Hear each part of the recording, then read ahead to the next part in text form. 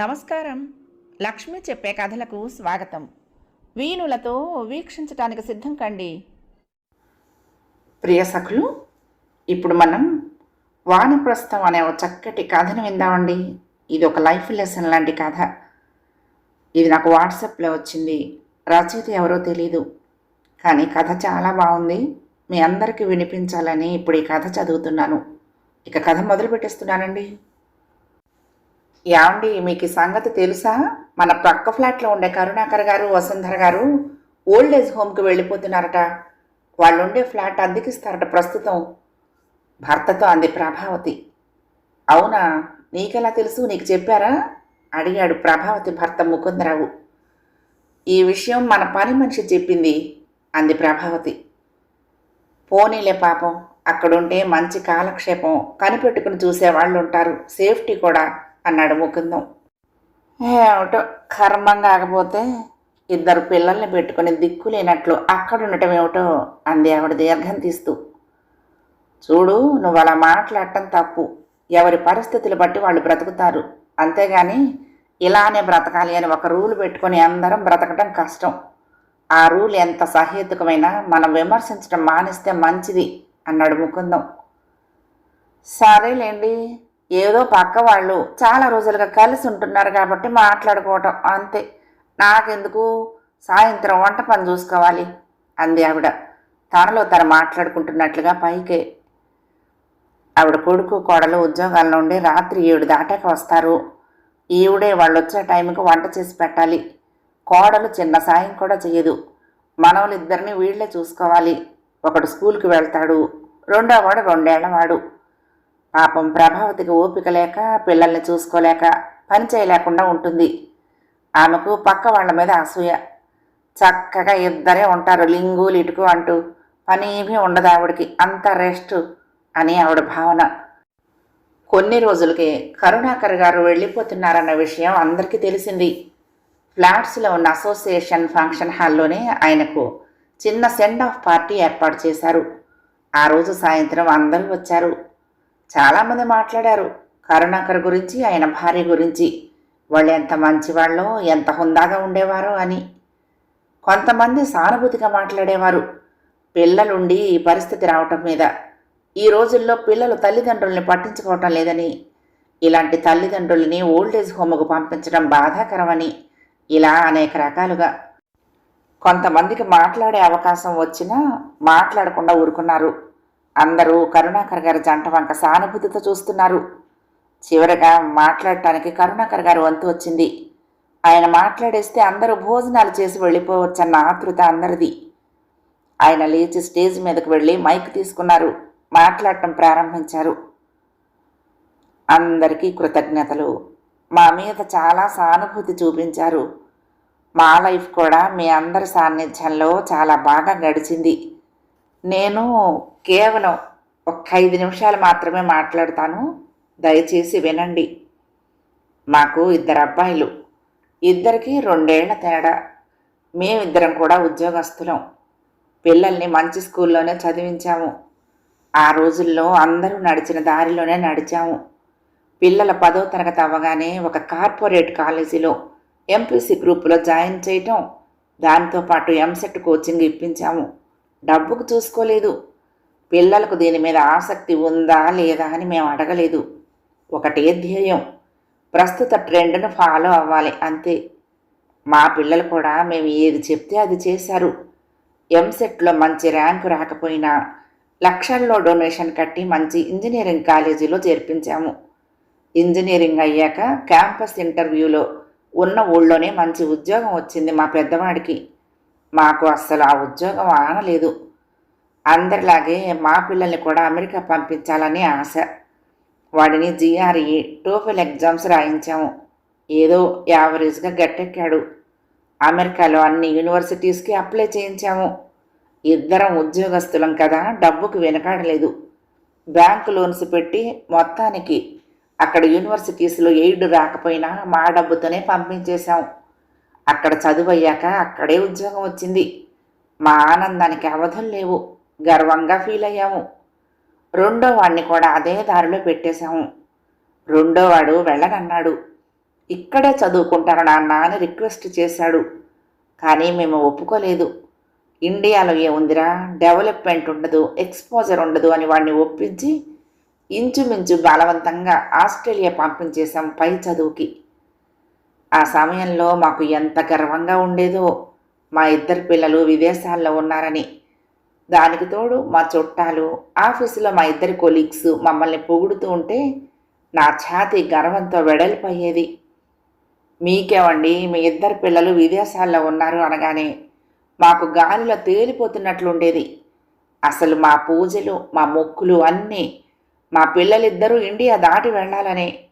అవన్నీ ఫలించి మా పిల్లలు అక్కడ ఉన్నారు అనుకునేవాళ్ళం. ఇద్దరికి ఉద్యోగాలు అక్కడే వచ్చాయి. ఇంకా పండుగ మాకు. కొంతకాలానికి అక్కడే ఉద్యోగాలు చేస్తున్న ఇండియన్ అమ్మాయిలను భారత్ మ్యాట్రిమోనియల్.comలో చూసి పెళ్ళిళ్ళు కూడా చేసేసాము.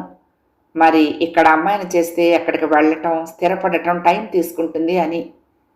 మేము 2-3 ఏళ్ళకు ఒకసారి అమెరికా, ఇంకోసారి ఆస్ట్రేలియా వెళ్ళొస్తూ ఉండేవాళ్ళం. మొదటిసారి అమెరికా వెళ్ళినప్పుడు మా వాడు కోడలు మమ్మల్ని మొత్తం అంతా తిప్పి చూపించారు. వాళ్ళ వైభోగం, ఆ దేశం చూడటానికి మా కళ్ళు చాలలేదు. అప్పుడు మేమిద్దరం అనుకున్నాం, మనం పిల్లల్ని ఇక్కడికి పంపించి మంచి పని చేశాము అని. మమ్మల్ని మేమే మెచ్చుకోలేక భుజాలు తట్టుకున్నాము. వాళ్ళు ఎప్పుడైనా ఇండియా వచ్చేవాళ్ళు. వాళ్ళ హోదా, అలవాట్లకు తగ్గట్టు మా ఇల్లుని పూర్తిగా మార్చేశాము. అన్నట్లు మధ్యలో మేము రిటైర్ అయిపోయాము. మాకు మనవలు కలిగారు. మేము కూడా వెళ్ళి అక్కడ ఉండి పిల్లల్ని చూసుకున్నాము. రెండోసారి వెళ్ళినప్పుడు మొదటిసారిలా ఎక్కడికి తీసుకువెళ్ళలేదు వాళ్ళు. అప్పటికే అన్నీ చూసేసి ఉండటం, చిన్న పిల్లలతో వీలు కాకపోవటం వలన అప్పుడు మాత్రం 4 గోడల మధ్య ఓ 6 నెలలు జైలులా నరకంగా ఉండేది. ఇంట్లో పనులు, వంట, పిల్లల్ని చూసుకోవటం మా వల్ల కాలేదు. తర్వాత ఇండియాలో మా ఇంటికి వచ్చాక కానీ మాకు ఇక్కడ స్వేచ్ఛ అర్థమైంది కాదు. అప్పుడు స్వేచ్ఛ విలువ తెలిసింది. కొన్నాళ్లకు మా పిల్లలు మాకు గ్రీన్ కార్డు వచ్చింది అని ఫోన్ చేసినప్పుడు మా సంతోషానికి అవధులు లేవు. ఈసారి చాలా గ్రాండ్గా సెలబ్రేట్ చేశాము. చుట్టాలకి, ఫ్రెండ్స్కి హోటల్లో పార్టీ ఇచ్చాము. కనిపించిన వాళ్ళందరికీ స్వీట్స్ పంచాము. అంత ఆనందం ఎప్పుడూ పొందలేదు. కాలం ఆగదు కదా, సాగిపోతూనే ఉంటుంది. మా పిల్లలు అక్కడే ఇల్లు వాకిళ్ళు కొనుక్కున్నారు. మా మనవలు పెద్దవాళ్ళయ్యారు. మా పిల్లలకి కూడా 40 ఏళ్ళు దాటాయి. మాకు అంత పెద్ద ఇండిపెండెంట్ ఇంట్లో ఉండాలంటే కష్టంగా ఉండేది. పిల్లలు ఇప్పుడు ఇండియాకి రావటం తగ్గిపోయింది. అంత ఇంట్లో ఇద్దరం బిక్కుబిక్కుమంటూ ఉండలేకపోయాము. మా పిల్లలు కూడా ఆలోచించి, రోజులు బాగాలేవు, క్రైమ్స్ ఎక్కువ జరుగుతున్నాయి, ఒంటరిగా ఉన్న పెద్దవాళ్లను టార్గెట్ చేస్తున్నారని చాలా వింటున్నాము. ఎందుకైనా మంచిది మీరు ఇండిపెండెంట్ ఇంట్లో ఉండకుండా అపార్ట్మెంట్లో ఉంటే మంచిది అని ఇక్కడ ఫ్లాట్ కొని మమ్మల్ని షిఫ్ట్ అవ్వమన్నారు. ఆ ఇల్లు అద్దెకిచ్చేసి ఇక్కడికి వచ్చాము. నాకు 75 ఏళ్ళు, మా ఆవిడకు 70 దాటాయి. వయసుకు సంబంధించిన ఆరోగ్య సమస్యలు చుట్టుముట్టాయి. అది సహజమే కదా. ఇద్దరం ముసలివాళ్ళం ఏ తోడు లేకుండా ఒంటరిగా ఉండటంలో కష్ట నష్టాలు తెలియటం మొదలుపెట్టాయి. నెమ్మదిగా వాస్తవాలు బోధపడసాగాయి. మా పిల్లలు ఫోన్లు చేస్తూ ఉంటారు. మనకి పగలైతే వాళ్ళకి రాత్రి కదా. వాళ్ళు వాళ్ళ పగలు టైంలో మాకు ఫోన్ చేస్తే రాత్రి 10ంటికి కొంచెం నిద్ర పడుతున్న మాకు మెలకు వస్తుంది. వాళ్ళతో మాట్లాడి ఫోన్ పెట్టేసినాక ఇంకా నిద్ర పట్టదు. అలా అని ఫోన్ చేయొద్దు అని చెప్పలేము. ఇలా ఎన్నాళ్ళు అనే ఆలోచన వచ్చేసింది. ఏ అర్ధరాత్రో ఎవరికి బాగోలేకపోయినా వాళ్ళను తీసుకుని ఇంకొకరు హాస్పిటల్కి వెళ్ళటం అసంభవం. మా ఆవిడ వంట చేయలేకపోతుంది. మా ఇద్దరికీ అయినా కూడా వంట మనిషిని పెట్టుకుందామంటే భయం, కారుకు డ్రైవర్ని పెట్టుకుందామంటే భయం. మేము ఇద్దరమే అని తెలిసి మాకు ఏ హాని తలపెడతారో అని. ఈ మధ్యనే నమ్మిన ఒక డ్రైవరు తన ముసలి ఓనర్స్ను చంపి దొరికినవన్నీ పట్టుకుపోయాడు అని విన్నాము. సాటి మనుషుల్ని నమ్మలేని స్థితికి వచ్చాము. మా ఈ దీనావస్థకు కారణం మా పిల్లలని, వాళ్లకు హృదయం లేదని మీలో చాలామంది అన్నారు. కానీ అది ఎంత మాత్రం నిజం కాదు. మా పిల్లలు చాలా మంచివాళ్ళు. మేము చెప్పిందల్లా చేశారు. మమ్మల్ని ఆనంద పెట్టారు. వాళ్ళు విదేశాలు వెళ్తామని అడగలేదు, మేమే పంపాము. మా చిన్నబ్బాయి నేనెక్కడికి వెళ్ళను నాన్న, ఇక్కడే మీ దగ్గరే ఉంటాను అని రిక్వెస్ట్ చేశాడు. మేము కొట్టి పారేశాము. వినలేదు వాడి మాట. ఎందుకంటే మాకు సొసైటీలో గుర్తింపు కావాలి, మా ప్రతిష్ట పెరగాలి, అందరూ మా గురించి గొప్పగా చెప్పుకోవాలనే యావ. అక్కడ ఉద్యోగం వస్తే సంబరపడిపోయాము. అక్కడ వాళ్ళకి గ్రీన్ కార్డు వస్తే అయ్యో పిల్లలు ఎప్పటికీ అక్కడే ఉండిపోతారే అన్న బాధ లేకపోగా ఎగిరి చంకలు గుద్దుకున్నాము. ఆ రోజుల్లో ఇండియా వచ్చేయండిరా అని మేము ఒక్క మాట అంటే వాళ్ళు వచ్చేసేవారు. కనీసం ఒక్కళ్ళైనా. మేము అనలేదు సరికదా, అక్కడి పిల్లల్ని ఇచ్చి పెళ్లి చేశాము. ఇప్పుడు మా కోడళ్ళకు కూడా అక్కడే ఉండాలని ఆశ. ఒకవేళ మా పిల్లలకు రావాలని ఉన్నా తమ భాగస్వాములు తమ పిల్లలు కూడా ఒప్పుకోరు. మేమే వాళ్ళని అక్కడి నుంచి కదలకుండా అనేక బంధనాలతో బంధించేశాము. నేను ఇదంతా ఎందుకు చెప్తున్నానంటే మా ఈ పరిస్థితికి మేమే కారణం, మా పిల్లలు కాదు. ఇది స్వయంకృతం. మా పిల్లల్ని మీరందరూ తిడుతూ ఉంటే నేను భరించలేక వచ్చి చెప్తున్నాను. ఇప్పుడు ఇక్కడ కూడా మంచి జీతాలతో ఉద్యోగాలు వస్తున్నాయి. మీరు మీ పిల్లల్ని ఈ దిశగా మరలించండి. మీకు తెలుసు అనుకోండి, అయినా చెప్తున్నాను. మీ పిల్లల ఫ్యూచర్తో పాటు మీ ఫ్యూచర్ సంగతి కూడా చూసుకోండి. ఇక్కడ కొన్ని కుటుంబాలు కొడుకు కోడళ్లతో మనవలతో ఉండటం చూస్తుంటే ఆనందం వేస్తుంది. మాకు అలాంటి అదృష్టం ఎప్పటికీ రాదు కదా. మీరు అటువంటి అదృష్టాన్ని కోల్పోకండి. మేము ఓల్డేజ్ హోమ్కి వెళ్తున్నా అది 5 స్టార్ హోటల్ లాంటి సౌకర్యాలతో ఉంది. మా పిల్లలే ఆన్లైన్లో చూసి ఏర్పాటు చేశారు. అక్కడ ఉండటానికి చిన్న చిన్న కాటేజీలు, ఎవరికి ఎలాంటి తిండి అవసరమో అలాంటి ఫుడ్ వండి పెట్టే వంట మనుషులు. మాలాంటి వాళ్ళు ఎందరో అక్కడ మాకు కాలక్షేపం. 15 రోజులకు ఒకసారి డాక్టర్ వచ్చి చెకప్లు చేస్తారు.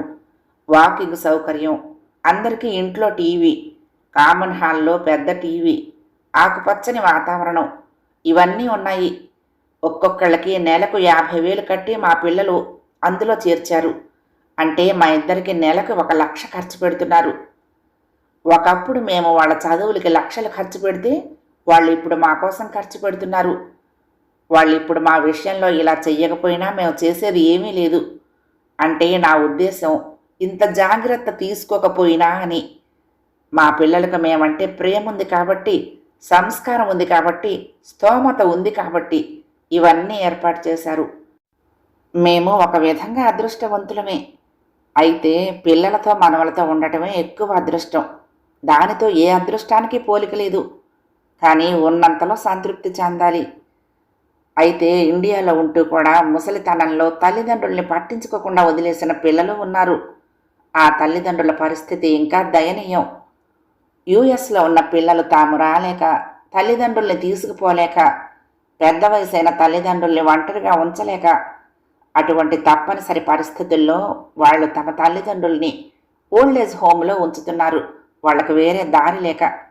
కనీసం అక్కడ ఉంచితే రక్షణతో పాటు వాళ్ళ అతిగతి చూసేవాళ్ళు ఉంటారని, వైద్య సదుపాయం ఉంటుందని, మంచి ఆహారంతో పాటు ఒకే ఏజ్ వాళ్ళ సహచర్యంతో కొంత టైంపాస్ ఉంటుందని. అందుకే వాళ్ళని విమర్శించకండి. దయచేసి మీ పిల్లల అభిప్రాయం తెలుసుకుని వాళ్ళ ఇష్టాన్ని గౌరవించి చదివించండి. ఇది నా సలహా. అందని వాటికి అర్రులు చాచొద్దు. మీకు వీలున్నప్పుడు మీరు మా దగ్గరికి వచ్చిపోతూ ఉండండి. మేము పెద్దవాళ్ళం కాబట్టి మీ దగ్గరకు రాలేకపోవచ్చు. మా మీద జాలి పడకండి. నమస్తే అంటూ ఆయన ఆపేశారు. కొన్ని సెకండ్లు నిశ్శబ్దంగా గంభీరమైపోయిన ఆ ప్రదేశం కొద్ది క్షణాల అనంతరం చప్పట్లతో మారుమ్రోగిపోయింది. వసుంధర గారు చెంగుతో కళ్ళెత్తుకున్నారు. పిల్లల స్వీయ సంరక్షణలో ఉండే అదృష్టం అందరికీ దొరకదు. కథ సమాప్తం. ప్రియ సఖులు, ఈ కథ మీకు నచ్చితే తప్పకుండా లైక్ చేయండి, షేర్ చేయండి, కామెంట్ చేయండి, సబ్స్క్రైబ్ చేసుకుని నన్ను ఎంకరేజ్ చేయండి. ఉంటానండి. ప్రేమతో లక్ష్మి. కృష్ణాతీరం దుర్గమ్మ సన్నిధానం. నమస్తే.